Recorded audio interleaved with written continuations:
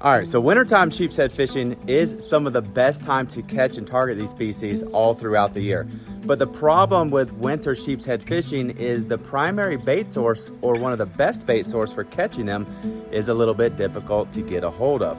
Every time we have a cold front that comes through, it seems like fiddler crabs go deep down to the ground, and your bait and tackle shops that was carrying them all throughout the year just don't have them during these cold spells.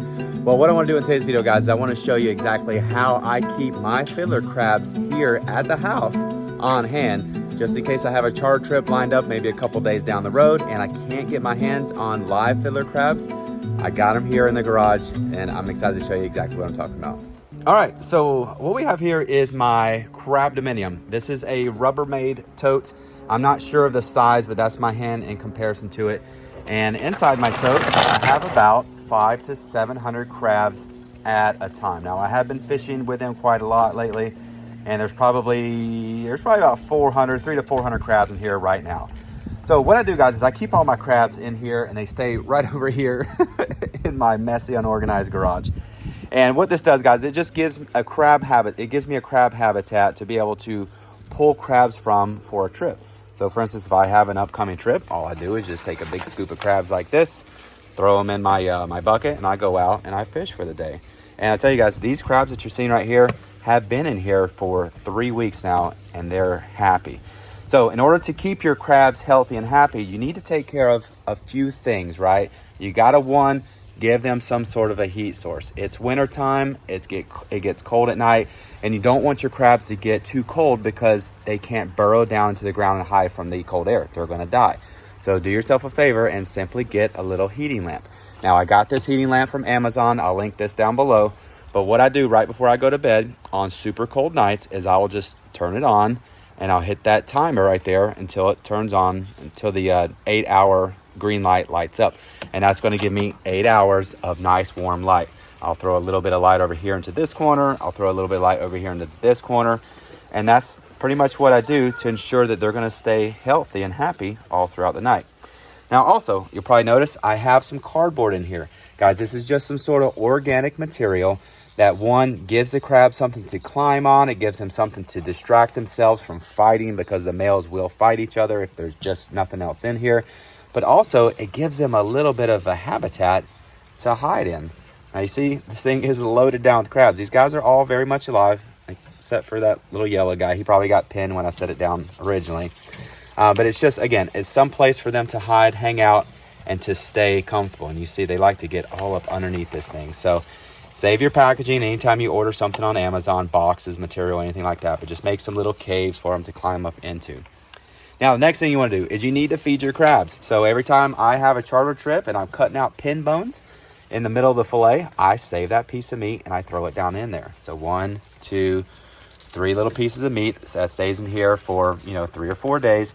I'll throw that meat away. I'll grab some new meat after I do another charter, get some more little pieces of fish. And that is what the crabs are going to feed on. So you're keeping them warm, you're keeping them fed, and you're creating a happy environment for them. Now, the last thing you need to do is you need to clean these crabs. Cleaning crabs is extremely easy. All you do is you just take a 5-gallon bucket of river water that has salt in it, right? Just basic river water that you scoop up right next to your boat at the dock. And what you want to do is obviously take out all the cardboard or organic material first, shake the crabs out, make sure you get them all out of there, set that to the side.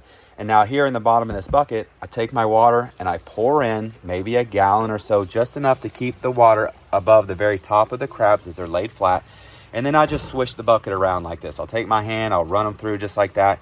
And I'll make sure that they're all getting wet, covered in any of the little poop, feces, or that kind of vinegary type smell that's on these crabs. I wash that off, because that is what will eventually kill your crabs if you can't get that poop off. They need to clean themselves. They can't do it if you don't have water in here.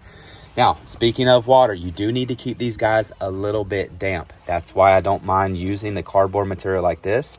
I'll get it wet, every couple of days or so it is a little bit moist. I'll take a little river water and I'll splash it in. The water seems to hold really good around the edges, just like that. And it just keeps these crabs moist, fed, warm, happy, etc. But this is all the stuff you got to do if you want to keep crabs on hand. Now, the last thing we'll talk about is the smell. So Does the crab Dominium smell?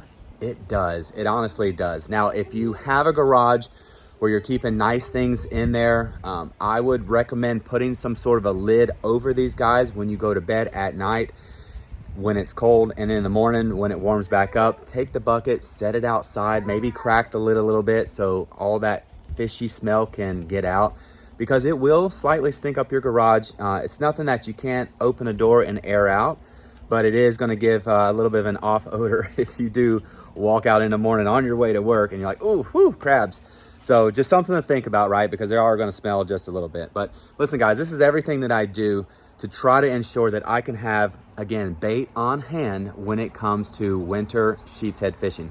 Now, I will also keep these crabs all throughout the summer. I actually have plans on creating a bigger crab Dominium for them during the summer that I can keep outside in the corner of my property. But for now, since I'm having to bring these guys in during the winter when it's cold and keep them in the garage, I don't want to lug around a giant container. I'm okay dealing with this little small Rubbermaid tote here and then just taking care of those guys this way. So that's all I got for today. Just want to share a quick little tip with you. Hope you enjoyed the video. If you got any value out of this, let me know in the comment section down below. We'll see you on the next video. Take care, guys. God bless.